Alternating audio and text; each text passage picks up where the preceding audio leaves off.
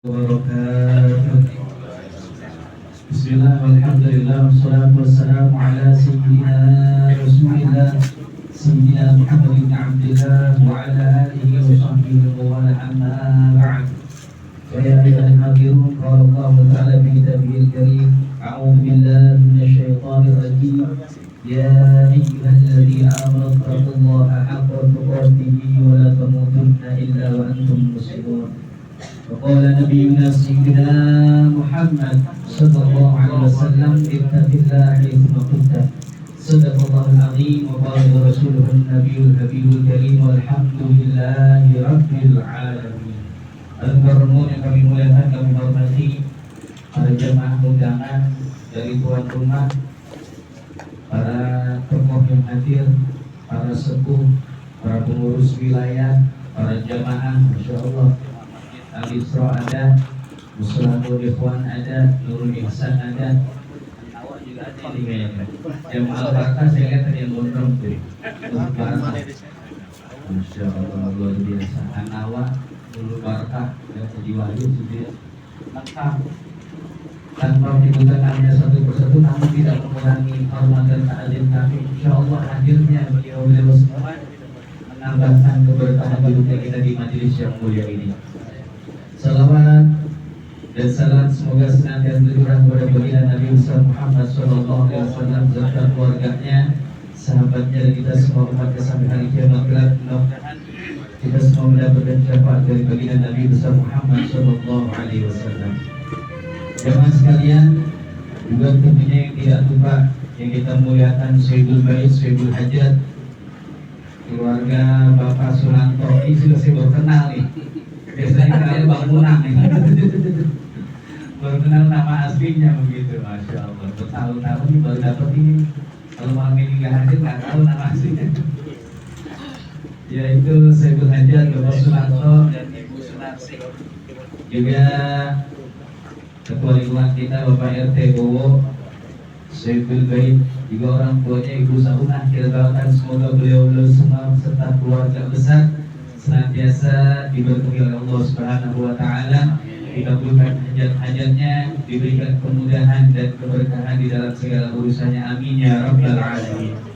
Jemaah sekalian, tidak berpanjang kalam, bagaimana tadi disampaikan oleh perwakilan Sayyidul Bait, yaitu Bapak RT kita, RT Bowo, bahwasanya kita diundang di sini dalam rangka selamatan.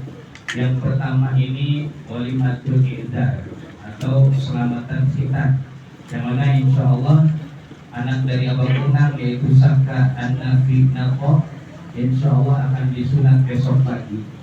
Dan kedua sekaligus selamatan karena insya Allah di bulan September nanti Pak RT kita beserta keluarganya akan menunaikan ibadah pergi ke Baitullah dan berkunjung ke makam baginda Nabi Muhammad SAW dalam rangkaian ibadah umrah. Kita berdoa dan berharap semoga semua yang dihajatkan mendapatkan kemudahan dari Allah Subhanahu wa taala. Ada seorang ulama, guru daripada guru kita, namanya Syekh Abu Bakar As-Sakran. Beliau Syekh Abu Bakar As-Sakran punya wirid namanya wirid Sakran. Ini biasanya wirid Sakran ini dibaca buat perlindungan diri daripada segala mara bahaya, musibah, daripada keburukan. Bacanya biasanya tuh minimal sehari sekali pada maghrib, namanya wirid Sakran. Jadi wirid Sakran diajarin guru-guru kita, ya, salah satunya di Khulasatul Madad yang paling diajarin guru kita di Masjid Al-Isra. Yang ingin saya sampaikan, Syekh Abu Bakar Sakran ini pernah menyampaikan, beliau berkata, kam min amalin shaghir, banyak amal-amal yang kecil nilainya di hadapan manusia, wakabiru biniyati, dia menjadi besar karena niatnya. Wakam amalin kabir, dan banyak daripada amalan besar, wasagiru biniyati, menjadi kecil karena niatnya. Ini sampai juga sama guru kita Kiai Haji Ahmad Ibrahim Abdul Majid dalam satu kesempatan. Banyak di antara amal-amal yang kecil di hadapan manusia, tapi dia nilainya gede di hadapan Allah Subhanahu wa taala. Karena apa? Karena niatnya, biniyati. Makanya baginda Nabi besar Muhammad SAW menyampaikan dalam hadisnya, dan juga Imam Bukhari ya menulis hadis yang pertama tuh babun niat. Bahwasanya innamal a'malu binniyat wa innamal likulli imri'in ma nawa, dan segala sesuatu itu tergantung niat. Segala sesuatu tergantung niatnya, dan seseorang akan mendapatkan hasil sesuai dengan apa yang dia niatkan. Ini nyambung nih. Kata si Abu Bakar Sakron, banyak orang yang melakukan amal yang kecil, tapi ternyata buah dari amal tersebut berkahnya banyak di dalam kehidupan dia, di dalam hubungan dia kepada sesama manusia, maupun di dalam hubungan dia kepada Allah Subhanahu wa Ta'ala. Contohnya apa? Ada orang mau minum kan sesuatu yang kecil, sesuatu yang sepele, ya, sesuatu yang kecil, sesuatu yang sepele, tapi ini minum ketika diniatkannya baik, maka berkahnya akan bertambah banyak. Contoh, ada orang minum karena kehausan, dia minum aja sekedar untuk menghilangkan haus, maka yang dia dapat cuma sekedar menghilangkan haus. Ada orang minum, dia itu niatnya bukan sekedar menghilangkan haus, walaupun dia haus, tapi dia juga niat apa? Niat untuk menjalankan sunnahnya baginda Nabi besar Muhammad SAW. Ketika dia niat menjalankan sunnahnya baginda Nabi, dia ambil minum tuh, dia ambil air. Sebelum minum dia ingat sunnahnya Nabi gimana? Dia duduk sebelum minum. Sebelum minum dia duduk, dia ngadep kiblat. Kemudian dia baca bismillah. Di antara sunnah Nabi itu tidak boleh bernapas di gelas itu. Maka dia minum dengan menghindarkan bernapas di gelas. Dia minum dengan 3 tegukan sebagaimana sunnah baginda Nabi besar Muhammad SAW. Gara-gara minum, dia mendapatkan ganjaran yang besar di hadapan Allah Subhanahu wa Ta'ala. Salah satunya apa? Sebagaimana yang disampaikan dalam hadis Nabi, man ahya sunnati faqad ahabbani. Siapa orang yang menghidupkan sunnahku dengan minum tadi, hidupin sunnah Nabi, faqad ahabbani, maka dia termasuk orang yang cinta kepada baginda Nabi besar Muhammad SAW. Yang kedua, wa man ahabbani kana ma'i fil jannah. Siapa orang yang cinta kepadaku, dia akan bersamaku dalam surganya Allah Subhanahu wa Ta'ala. Bayangin, gara-gara minum masuk surga dekat dengan baginda Nabi besar Muhammad Sallallahu Alaihi Wasallam. Ada lagi, bisa lagi niatnya lebih gede lagi caranya. Ada orang yang minum sengaja ngikutin sunnahnya Nabi, dan dia sampaikan caranya minum Nabi begini. Ada orang ceramah kegiatan maulid, dia kebetulan aus habis ngomong setengah jam. Ketika dia mau minum, dia ngajarin nih jamaah nih cara minumnya Nabi begini. Maka pada saat itu dia dapat ngilangin aus, dia dapat ganjaran sunnahnya baginda Nabi, dia dapat pahala syiar, ngajarin orang-orang, ngenalin orang-orang dengan baginda Nabi besar Muhammad Sallallahu Alaihi Wasallam. Tuh, gara-gara amal yang kecil minum, tapi ganjarannya besar. Tapi ingat, kata Syekh Abu Bakar Sakron, banyak orang yang melakukan amalan yang besar, tapi ganjarannya kecil di hadapan Allah Subhanahu wa Ta'ala. Banyak amalan yang besar. Pernikahan tuh ganjarannya amalan besar tuh, pekerjaan besar pernikahan. Tapi ganjarannya kecil di hadapan Allah karena apa? Karena niatnya. Contoh, banyak orang nikah niatnya cuma sekedar menundukkan pandangan, ya, untuk menyalurkan hawa nafsu. Maka yang dia dapat di dalam pernikahan itu saja, tidak ada yang lain. Tapi kalau dia nikah, dia niat menghidupkan sunnahnya Nabi, dia nikah, dia niat berjihad di jalan Allah, dia bakal dapat semua niatnya. Termasuk nih hari ini nih kita diundang dalam rangka khitan dan juga walimatus safar, insyaallah. Khitan ini di dalam mazhab kita, mazhab Syafi'i, hukumnya wajib. Walaupun di dalam redaksinya al-khitan sunnatul rijal, khitan itu sunnah bagi laki-laki, mukramatun lin nisa, dan kemuliaan bagi perempuan. Tapi di dalam mazhab kita, mazhab Syafi'i, khitan itu hukumnya wajib. Kenapa? Karena di dalam kaidah usuliyah, man lam yatimul wajib illa bihi fa huwal wajib. Sesuatu yang perkara wajib tidak dapat tercapai dengan adanya itu, maka itu menjadi perkara yang wajib. Contoh, dalam wudu, ketika kita mau wudu, di antara basuhan wajib adalah wajah. Mana batas wajah? Tempat tumbuhnya rambut sampai ke bawah rahang. Terus tonjolan telinga sebelah kanan dan tonjolan telinga sebelah kiri. Ketika ingin membasuh tuh bagian muka, maka kita wajib melebihkan maka bagian yang dilebihkan itu barang 2 jari atau 3 jari hukumnya juga jadi wajib. Jadi ketika kita basuh muka, yang wajib bukan cuma batas tumbuhnya rambut sampai rahang, tapi 2 jari ke atas, 2 jari ke samping juga hukumnya wajib dibasuh. Begitupun sunat. Di antara syaratnya sholat adalah suci daripada najis. Dan kebanyakan orang-orang ini ya, umumnya manusia lahir kalau dia belum disunat, maka di sisa ujung kulitnya itu ada najis, sisa najis. Makanya di antara yang menjadi pertimbangan mazhab Syafi'i, hukumnya wajib sunat adalah karena sebagai syarat untuk diterimanya sholat, untuk menghilangkan najis. Walaupun dalam mazhab yang lain, mazhab Maliki, sunat itu nggak wajib, tapi hukumnya sunat. Cuma walaupun sunat ada keterangan, walaupun sunat ada keterangannya. Kalau dalam mazhab Malik, walaupun sunat itu nggak wajib, tapi kalau mau buang air kecil wajib dibuka mulutnya, bersihin. Dan nggak setiap orang bisa dibuka mulutnya. Ini bukan ngomongin porno nih, ini ngomongin sunat. Jadi walaupun di dalam mazhab Malik sunat, seandainya mulutnya nggak bisa dibuka, tetap wajib disunat ya. Jadi hukum-hukumnya ujung-ujungnya wajib sunat juga. Ya sama kayak kita nih dalam mazhab Syafi'i, walaupun diwajibkan sunat, tapi umpama ada orang mu'alaf umur 50 tahun, kebetulan pada saat dia bersyahadat dia punya sakit gula tinggi, gula basah, belum sunat. Walaupun dalam hadis Nabi mengatakan kepada seseorang di zaman Nabi itu ada yang mu'alaf, al-qi'atka sya'rul kufri wa hadir, hilangkanlah tanda-tanda kekufuran dari dirimu, berkhitanlah. Maka kalau seandainya kasusnya ada orang bersyahadat umur 50 tahun, dia punya penyakit gula basah, jangankan disunat, kegores luka aja sembuhnya lama, maka dia boleh nggak disuruh sunat. Walaupun hukum dalam mazhab hukumnya wajib. Tapi kalau bisa dibuka, dibuka. Kalau nggak bisa dibuka, dia ada keringanan, ada rukhsah buat orang yang seperti itu. Nah, yang harus diperhatikan apa nih? Ada fikihnya di dalam sunat itu, ada fikihnya juga.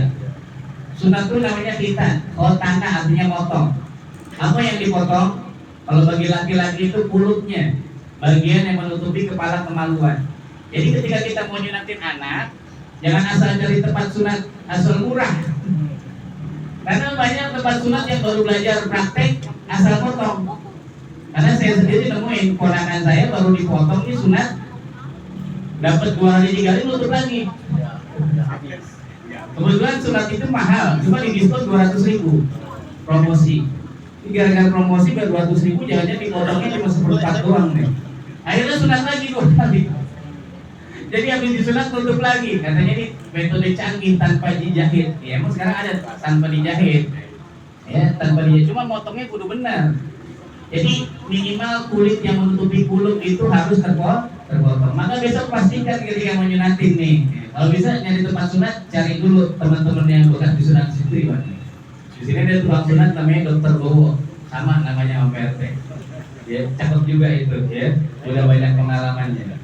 Makanya anak saya juga umur 14 hari saya sunatin juga, ya, ngikutin apa namanya kesunahan. Tadinya pengen 7 hari, kalau berhubungan mau lebaran, akhirnya jadi hari ke-14. Jadi sunat itu perlu lihat. Ketika disunati kita lihat di bagian mana yang dipotong.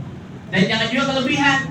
Kemarin udah viral tuh di pasar Kemis, kelebihan dia, ujung kemaluannya keputus. Ya Allah, hati-hati ya. Kudu dilihat ya. Jadi insya kita cari yang terpercaya. Yang penting ujung kulit yang menutup ujung kemaluan itu kudu kepotong, kudu lepas. Dengan cara apapun. Mau cara dilaser boleh, digunting boleh, digigit juga boleh kalau bisa.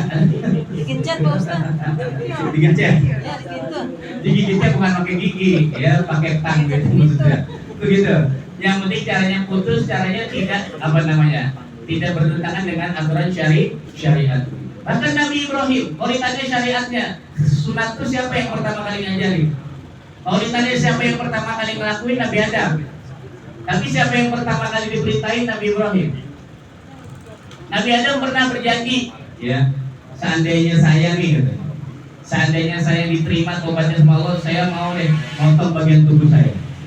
Singkat cerita, tobatnya diterima sama Allah. Datang malaikat ngingetin, ya Adam, dulu pernah janji katanya mau motong bagian tubuh. diingetin. Tapi ada bingung, mau potong kuping, ntar hilang, mau potong jari, ntar dia bisa makan ya. Akhirnya dikasih petunjuk potong ujung kemaluannya. Itu dalam satu riwayat seperti itu. Jadi Nabi Adam potong ujung kemaluannya. Dalam satu riwayat seperti itu. Tapi kemudian yang disyariatkan, yang diperintahkan secara langsung oleh Allah kepada Nabi, yaitu zaman Nabi Ibrahim. Pada saat Nabi Ibrahim usia 80 tahun, Nabi Ibrahim lagi munajat di tengah malam, ya, datang suara nggak ada orangnya, ya Ibrahim tahhir nafsaka, wahai Ibrahim sucikan dirimu. Nabi Ibrahim bingung, perasaan udah suci, baik lagi Nabi Ibrahim ke kamar mandi lah, bersih. Munajat lagi, ya Ibrahim tahhir nafsaka, bersihkan dirimu, sucikan dirimu. Bingung. Akhirnya diperintahkan Nabi Ibrahim buat sunat. Pada saat itu umurnya 80 tahun. Ini paling tua di sini berapa tahun? Pernah ngerasain gitu. 80 tahun sunat. Dan Nabi Ibrahim sunatnya bil qodum. Dalam satu riwayat bil qodum itu artinya dengan kapak. Dalam satu riwayat bil qodum itu satu tempat namanya qodum. Dia sunat di situ. Tapi kemudian yang dipakai guru kita nih bil qodum itu dengan kapak. Jadi pada saat mendengarkan perintah sunat, Nabi Ibrahim langsung ambil kapak, dia sunat sendiri. Itu kisahnya. Tuh bayangin Nabi Ibrahim. Gak ada yang bisa nyontoh dari Nabi Ibrahim. Sunat sendiri. Gimana caranya? Dibayangin aja susah. Nah, singkat cerita itu. Dan tujuan daripada sunat ini ya, selain untuk kesehatan adalah tadi untuk terjaganya perintah agama. Makanya ketika kita mau nyunatin anak, bapaknya kudu pasang niat. Ya Rob, saya mau nyunatin anak saya niat mudah-mudahan anak saya ini gampang sholatnya, ya, gampang istinjanya. Mudah-mudahan anak saya ini jadi anak yang soleh. Kemudian mudah-mudahan anak saya ini ngikutin jejaknya Nabi Ibrahim dan Nabi Muhammad. Mudah-mudahan anak saya ini bakal sukses dunia dan akhirat. Itu niatnya dipasang yang banyak. Makanya ketika kita nyunatin anak bukan sekedar motong, ketika terjadi pemotongan tuh bapaknya sambil nyatin dalam hati, saya pengen begini. Jadi nyunatin anak bukan sekedar motong baru udah beres. Hajatan habis itu enggak.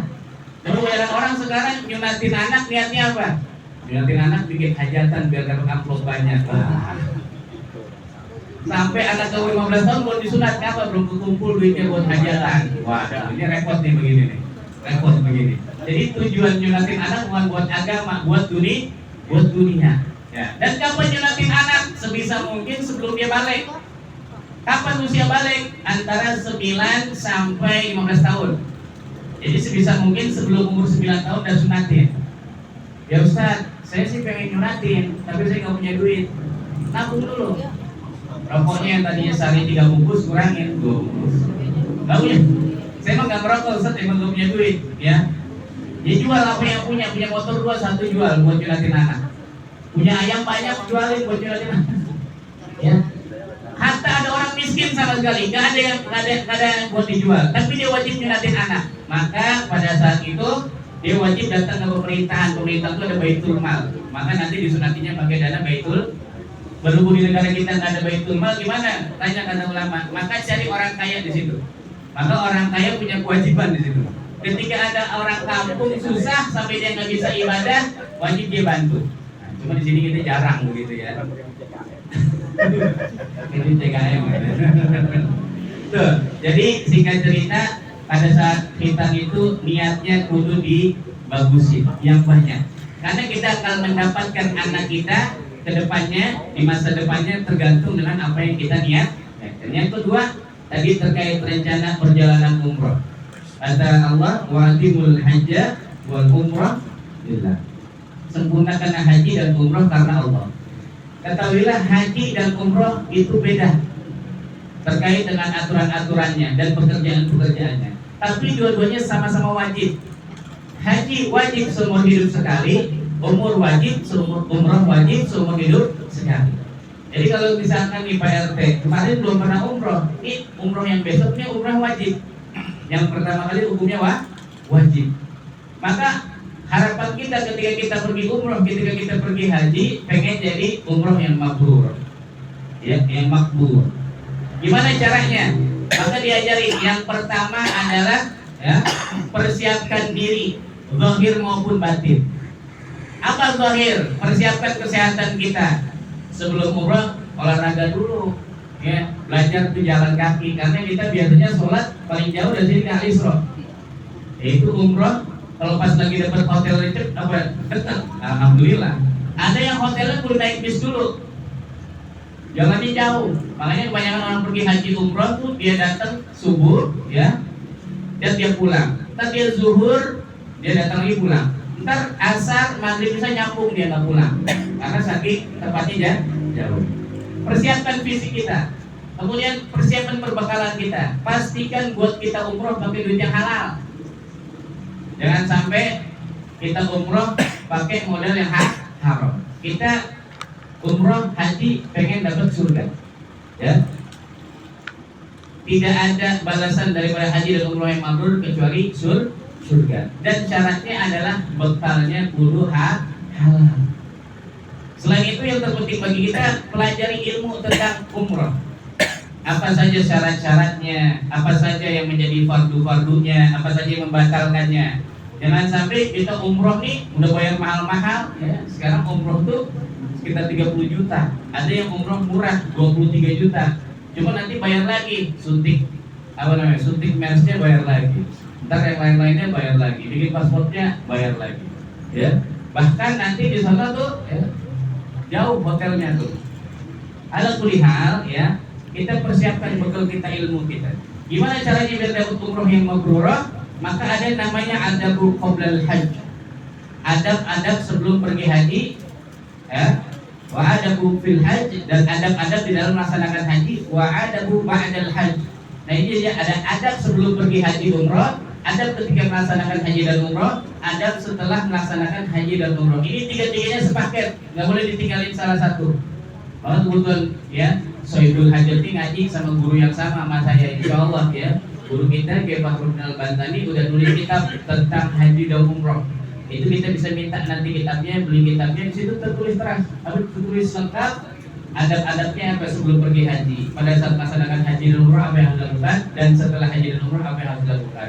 Mudah-mudahan ya ini semua cukup sebagai informasi awal. Jadi intinya niat itu penting, kemudian ilmu itu penting, dan untuk melengkapi itu jangan jauh-jauh dari ulama, jangan jauh-jauh dari ustadz, kiai. Guru-guru kita alhamdulillah di Masjid Al-Isra, Muslimul Ikhwan, Nurul Ihsan, guru-guru kita banyak. Maka kalau kita nggak datengin rugi. Dan kita ini diciptakan oleh Allah buat ibadah.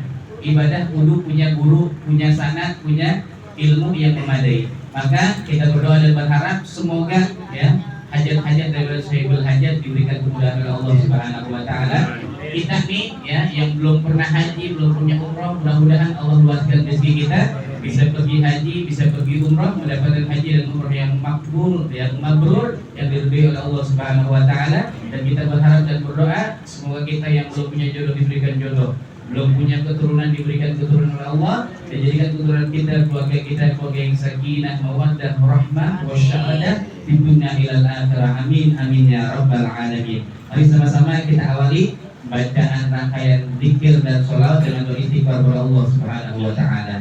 Qulu jami'a astaghfirullahaladzim, astaghfirullahaladzim, astaghfirullahaladzim, alladzi la ilaha illa huwa al-hayyul qayyum wa atubu ilaih min jami'il ma'asi wal dzunub, la haula wa la quwwata illa billahil aliyyil azim. Demikian sebagai mukadimah berbacaan surah Yasin saat sahwin. Nanti setelah itu kita baca maulid sedikit biar tambah keberkahan. Assalamualaikum warahmatullahi wabarakatuh.